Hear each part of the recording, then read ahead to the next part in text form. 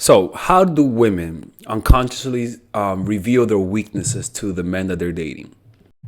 Because a lot of the times we think we're projecting confidence, we think that we are projecting competence. But one of the hardest things in life is to get real feedback from the world. It is a it is a blessing if you really find out how you come across.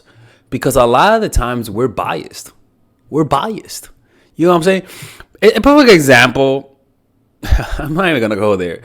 But what I'm trying to say is that we there is a gap as to what you think you come across with people versus how other people see you. There and sometimes that gap is so fucking large that when you actually find out, you're embarrassed of all the shit that you've done.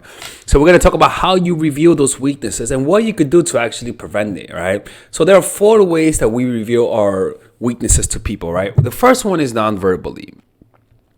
And I mean this, is that it's one thing to tell somebody that you like, if they want to see you again. But there are two ways to say it.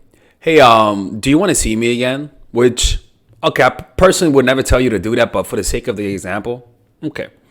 But then there is, hey, do you want to see me again? Which one do you think, what could you infer about my personality and how I feel about myself with just the way that I talked? What could you infer? Hey, do you want to see me again? Versus, hey, do you want to see me again? Like, the second one communicates uncertainty. The second one communicates doubt. And the thing is that when you're the one who lacks confidence, a lot of the times you just don't notice how it's leaking out. A perfect example is autistic people, right? Especially if you have, as an example, Asperger's. A lot of kids with Asperger's, they go their whole life not knowing they have Asperger's. Everyone else around them know it because they look at the signs, but they themselves don't think so.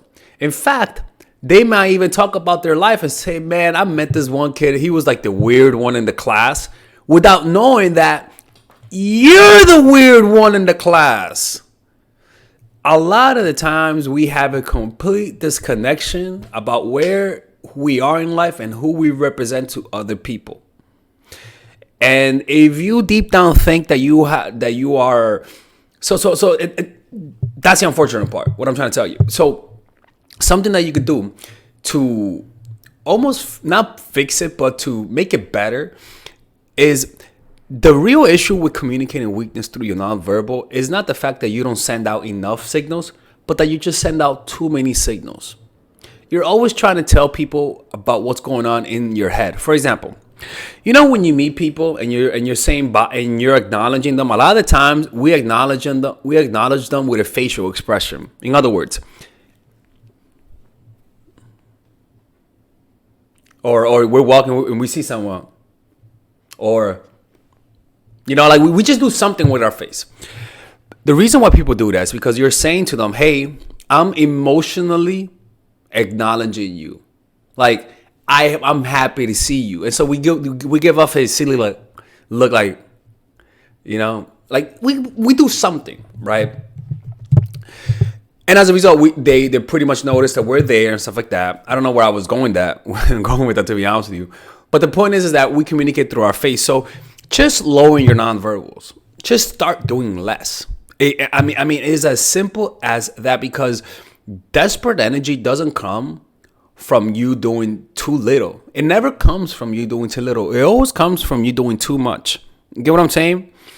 So when I see people, I don't go like, which is natural. Honestly, I think that's natural. I go like, I try to do the minimum amount. Because this says, hey, I'm acknowledging you, but I'm not too desperate. This says, hey, I'm acknowledging you. Please look at me. I'm fucking desperate. You get what I'm trying to say? So those are the little ways that we communicate weakness. Just lower your nonverbals, bro. Speak slower. Don't sound dumb like a slow person. But if somebody, rather than talking this fast, which is I don't recommend you guys do talking this fast. Just talk like this. Talk in a more relaxed tone. Don't try to sound too interesting when you talk. Just talk normal, right? Because then what that does is that it relaxes people, especially when you talk in a relaxed way. Be as relaxed as you can. Try to talk in from a place of just relaxation like this. Not from an uptone. Hey, how are you? Now, this only applies to women, right? If you're a woman and you're talking to a guy that's shy, then I will go with a high tone to communicate to the motherfucker that you like him. Because some people can't take a hint that, hey, I like you. So sometimes if you're seeing somebody who's really shy, as a woman, not a guy, then I would definitely go and say, hey, look, speak with a little bit upbeat. Communicate to the motherfucker that you like him. All right? Because women sometimes get mad at the fact that you don't notice that you like them. Whatever. I mean, it's like, it's kind of fascinating because it's kind of like, I get complaints from both sexes, and it's kind of like, that's what the other sex is complaining about. I don't know. So yeah, nonverbal communication, right? Speaking too fast. Your facial reactions are very quick, right? You're like, hey, and they're very exaggerated, right? Learn to calm it down. Learn to calm everything down. Minimize everything. I don't want you to come across as somebody who has no emotion, but also don't come across as somebody who can't control their emotions. Calm the fuck down. That's what I'm trying to tell you. Right. So nonverbal communication. In fact, it's actually the only what we use the most to judge people. You don't even notice it. For example, if you're speaking to somebody and they're talking this fast and they're speaking this fast, right? But then we meet another person who is exactly them, but it's their twin, same personality type. But now they speak more relaxed. When they speak to you, they talk to you, they listen. They're not going to hurry up. You're going to naturally think that the second one was more competent, more attractive, more dominant, more intelligent. And why is that? This person didn't say anything different. Because the person just had more calm nonverbals. And that's why I tell you, if you speak up pitch, when I mean up pitch, not up bitch, up pitch, like talking like this, it's like, oh my God, I cannot believe it. You're communicating weakness. And people will not take you seriously. Learn to speak more like this, more relaxed, right? And when you need to, learn to speak in a downward tone. In other words, I need you to do this. This is very important, right? I need you to do this. I can't accept you being late all the time. I like you, but this can't be happening all the time. So next time, don't even come as an example. As opposed to, I can't be having you too late all the time because it makes me, next time I just won't see you no more. Like, which one do you think communicates confidence, strength? The fucking second one, right? So just focus on your nonverbals. Third one, your words. Saying what you want. Saying that you're dating with a fucking purpose. Like, for example, some women, for the guys watching, some women say shit like, I'm dating with a purpose. It's kind of like saying like, like, damn, like, you're really serious, huh? Don't say that type of stuff, man. Like, never come across as too rigid. Never come across as though you just want one thing and one thing only.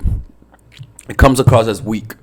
Always communicate that you're open to whatever, that you're open to meeting a good person, that you're open to this or that, but never communicate that you just want one thing, that you just want a relationship, that you just want the poom poom, right? Say that you are open to anything. Why? Because by you saying that, it puts you in a more position of power. It just does. And by you saying that you just want a relationship, you want to get married, even though those are good things, some people who may not be ready, but may be ready once they love you, might find that as weakness and that's desperate. So it's better off to just hold it to yourself until they start liking you. Now, if they say they never want to have children or kids and clearly you guys are not compatible, then I will leave. You know what I'm saying? But never exactly communicate why you're dating. Just don't. Because honestly, I bet most people are doing it for the same reasons, but unfortunately, humans are weird. Humans sort of don't like certain things revealed. We're like that. So the third one is the way that you communicate weakness is through your reaction to another person's coldness. So this person goes cold. They stop texting you. They stop calling you. They start acting inconsistent.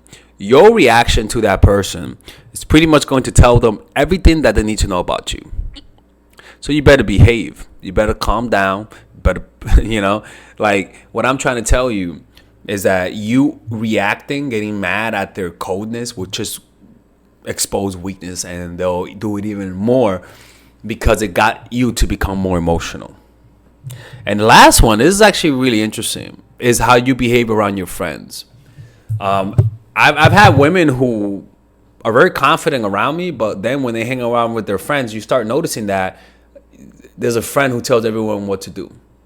You can see how where she ranks in the social ranks, or he ranks in the social ranks, by just observing this person with their friends. And you can learn a lot about them. You'll notice that maybe this person was talkative, but around their friends, they're more quiet, right? And all of those things are ways to find out a person's weakness. Not to, whatever you want to do with that knowledge, I don't give a fuck, to be honest with you. But what I'm saying is that this is how you do it. Is it toxic? I don't know. I don't think so. I just think that you want to be more observant of these types of things, especially how they behave around their friend and non-verbally. So don't lower those non-verbals. That's what I'm trying to tell you. All right? Okay. All right. Anyways, I hope you guys enjoyed this video.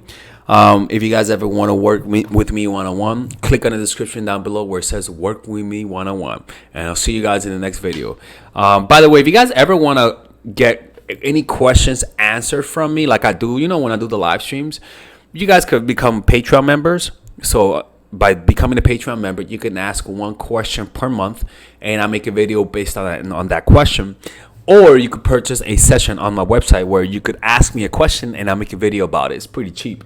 Or you could spend a little bit more cash and talk on the phone with me. Different rates, people, for different folks. All right. Anyways, I'll see you guys in the next video, and stay toxic. All right, ladies. So finally, I have released my second course for women, which is natural chemistry. This course is a 5-week course. 5-week course where every week you're going to get a new set of videos based on specific issues. This course is all about how to create and maintain the attraction in any man. This will help you create love. This will help you deepen the love with your man. This is not about manipulation.